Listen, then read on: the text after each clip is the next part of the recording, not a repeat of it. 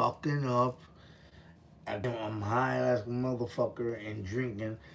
This one is about, let me get knocked off the road. This is about G-Man. All right. And how, okay, so I go to the joint. I go to Cook County Jail, Division 1, 2 attempt murders. Um, I meet G-Man from the Insane, and I meet fucking Batman from the Warlords, and I'll tell you that story on the side. And that's why I fucked up the last time. I think I spent off that way. So G-Man was in there for killing motherfucking uh, this guy, Bulldog, the original Bulldog from the Simon City Royals. And me and G-Man were in the same cell together, or he was next, or however the fuck it was, we were in there. Because we were getting, the day I got in there, listen, in the Division 1 back then, we had everything. We had drugs, we had marijuana, we had cocaine, we had everything. When I walked in there, I seen the motherfucker laid out with a syringe in his arm, laid out in the fucking tear. I was like, what the fuck? I'm fucking, I don't know how old I was. I was young, but this nigga still had the motherfuckers. He still had a syringe in his arm. They had everything in there, man. They had cocaine, heroin, marijuana.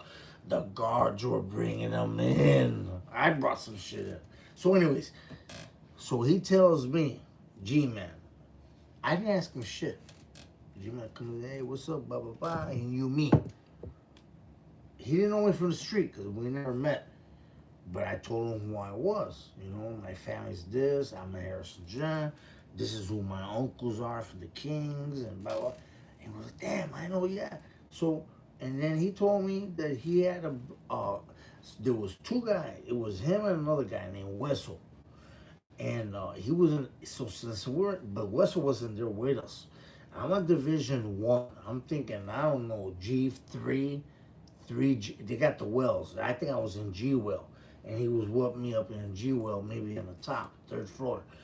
And so he tells me that, I said, what happened? He told me that. He goes, what happened was, we went over there in the hood by motherfucking Damon, Elston, Diversity, all over there. We had our guns. The cops stopped us. Before they stopped us, we were able to put our guns under the tires, right? Under the tires. The cops didn't find the guns. So, but what happened was they had information in they had the description. He says, so like later on in the night, they went over, they went into the tavern, somewhere over there by motherfucking Diversity, Damon, Elston and Damon, somewhere by Damon over there on the north side, from far north from West Town, not that far, but over the bridge, over the Chicago River, by where the Deuces and or the Kings and the Simon City Royals are, by Belmont, Ashland, all around there. And they went in there, and guess what? They got a fucking Bulldog. They said, he's told me, we went in there. I said, so he's telling me the story, right? I'm not asking him no questions. We went in there. I had one. Dude had one. Bulldog seen us. He tried to pull something out. He pulled it out. But it was a fake gun. They gunned him down right there. They gunned where they fucked up was where they gunned the fucking Chicago Tribune reporter. And then when the report came out, the detectives from earlier remembered the description, matched it with them from when they stopped him. Boom, they got him. So he went down. He was with me. He got 40 years at that time. He's out now. I ain't gonna say his real name, but I say his nickname. And his nickname was what? But I say G-Man. G-Man from Illinois. Yeah, he's a cool brother, man. He changed his whole life, I heard. His whole life. I wish, G-Man, if you see this video, contact me, bro. Spread this word out to the rest of the kids out here so they don't have to fuck up too. and lose a lot of time of their life for nothing. And then remember, to kill somebody's bad, bro. I'm not saying that the whatever happened to you when you did that, it could happen to anybody. But let's give an example, man. We don't want that to happen, man. You know. So the that's how this guy from the Royals, Bulldog, got gunned down. So Bulldog was in a tavern on the north side of Chicago. Let's say, if I can remember correct, sometime around 1986, somewhere around there, because I came out of the Division One. Like I said, in Division One, in those times, that motherfucker was crazy. Hey, you talking about, man, everybody had motherfucking shanks.